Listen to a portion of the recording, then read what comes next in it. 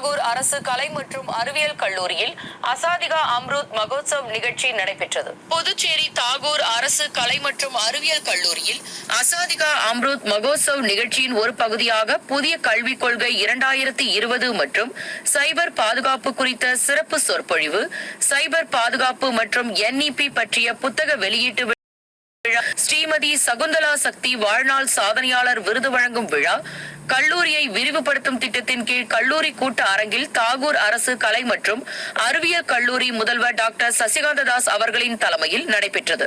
இந்நிகழ்ச்சியில் கல்லூரி முதல்வர் சசிகாந்த தாஸ் வரவேற்புரை வழங்கினார். இந்நிகழ்ச்சியின் சிறப்பம்சமாக சமூகத்தின் வளர்ச்சிக்கு ஆற்றிய பங்களிப்பிற்காக ஸ்ரீமதி சகுந்தலா சக்தி வாழ்நாள் சாதனையாளர் விருது 2022 வழங்கப்பட்டது.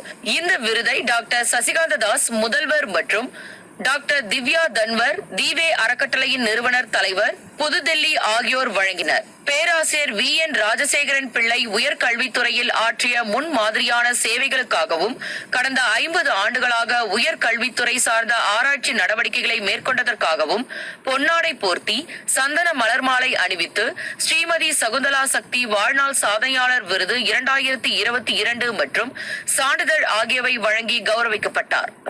அடுத்து வருவது புதுவையில் இன்றைய பெட்ரோல் மற்றும் டீசல் விலை விவரம். சர்வதேச சந்தையில்